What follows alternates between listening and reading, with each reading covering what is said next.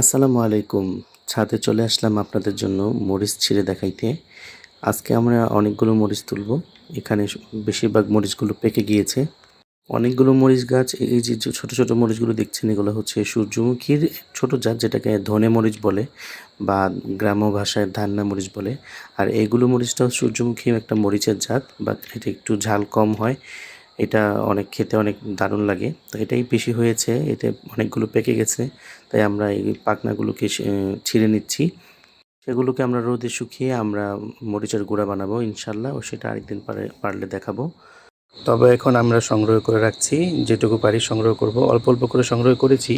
আলহামদুলিল্লাহ ১ কেজির উপরে হয়েছে আমাদের নিজস্ব গাছের মরিচ। আসলে ছোট্ট একটা মরিচ গাছে এত পরিমাণ মরিচ হবে সেটা আমরা কখনো কল্পনা করিনি। আলহামদুলিল্লাহ, সুম্মা আলহামদুলিল্লাহ। আল্লাহ তাআলা অশেষ রহমতে এবং বরকতে আমাদের গাছ ভর্তি মরিচ এবং অন্যান্য যেই ফসলই ফলাই না কেন, যেই চাষবাসই করি না কেন আলহামদুলিল্লাহ অনেক ফসল হয়। ছাদ বাগান হিসেবে আলহামদুলিল্লাহ আমরা তেমন কোনো সার বা কোনো ধরনের কীটনাশক আমরা ব্যবহার করি না। চেষ্টা করি যতটুকু ব্যবহার করার প্রাকৃতিক উপায় ব্যবহার করি।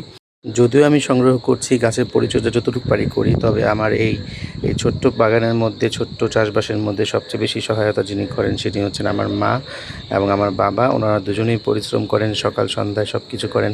আমি শুধু যতটুকু পারি তাদের সাথে হেল্প করি। তো তাদের জন্য দোয়া করবেন এবং আমার জন্য দোয়া করবেন ইনশাআল্লাহ। সাউন্ডটা দেখেন, সাউন্ডটা শুনতে অনেক ভালো লাগে।